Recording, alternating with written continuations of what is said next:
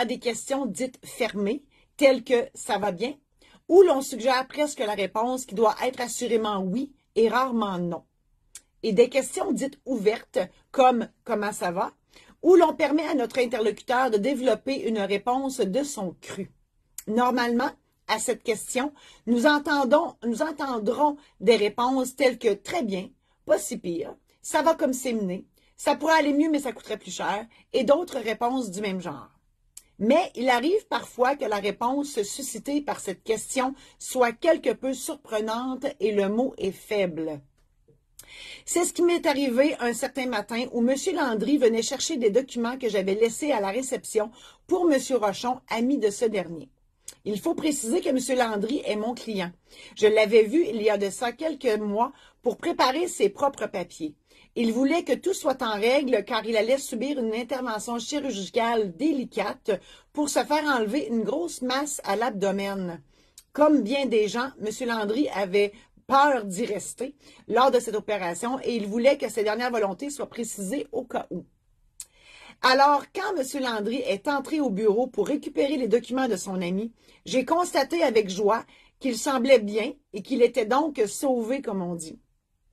Malgré le fait qu'à son arrivée, j'étais occupée à travailler dans un dossier avec ma secrétaire dans l'espace secrétariat-réception, j'ai quand même pris le temps de lui faire la jasette avec la question. « Comment ça va, M. Landry? » Il aurait pu me répondre en 30 secondes qu'il allait bien. Mais non. M. Landry était visiblement très heureux que je m'intéresse à lui et il commença à me raconter. « Ben, je me suis fait opérer pas longtemps après être vu. Ben oui, hey, j'ai un sac à pipi maintenant. » Tout en me racontant ça, il tapote de sa main l'endroit sur le côté de son corps où se situe le fameux sac. D'ailleurs, on entendait bien le bruit de plastique à travers son gilet au contact de sa main. Non, non, non, trop d'informations, trop d'informations. Moi, surprise de son récit, on ne peut plus précis, j'acquiesce à ce qu'il dit. Ah, ouais! Ça n'en prenait pas plus pour que M. Landry se sente encouragé à continuer son histoire. Mais là, depuis ce temps-là, j'ai des problèmes de constipation. Va falloir que je me fasse réopérer pour ça, encore. Je suis plus capable d'aller à la selle, puis ça, c'est bien plate. Pardon? Ai-je bien entendu? Oui, pensais-je. Tellement trop d'informations, tellement plus capable, trop intime comme confidence. Rappelez-vous que tout a commencé avec un simple « comment ça va ».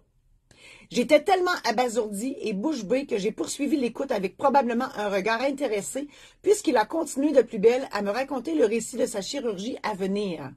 À ma prochaine opération, là, ils vont m'enlever une autre masse que j'ai ici.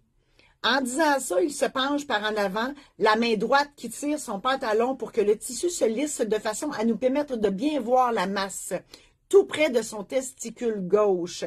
En s'écartant les jambes pour que l'on voit bien de quoi il parle, il pointe la bosse de son index gauche pour être sûr qu'on ne la manque pas. Rendu là, moi, j'en pouvais tout simplement plus.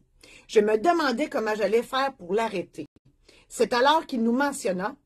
Puis vous savez, toutes ces opérations-là, ça laisse des traces. J'ai une cicatrice qui part du cou jusqu'au nombril. Voulez-vous la voir? Sans avoir le temps de réagir à sa question, il leva son gilet jusqu'aux yeux à deux mains et nous montra fièrement la grosse couture d'au moins 1 pouce de largeur et de couleur rouge-vin. Au secours! Au secours! Comme je ne suis pas médecin et que ça me fait mal dans les entrailles de voir juste un petit bobo de rien du tout, vous pouvez vous imaginer ma réaction. Eh oui, je m'écriai « Yerk !» Cette expression était sortie de ma bouche sans que j'aie pu la retenir. Par chance, M. Landry n'en a pas fait cas.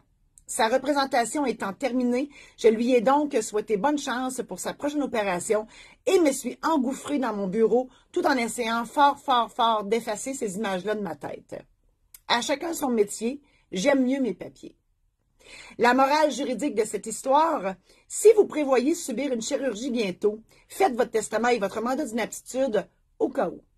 La morale philosophique de cette histoire, il faut toujours être prêt pour recevoir la réponse à la question que l'on pose, et ce, peu importe laquelle.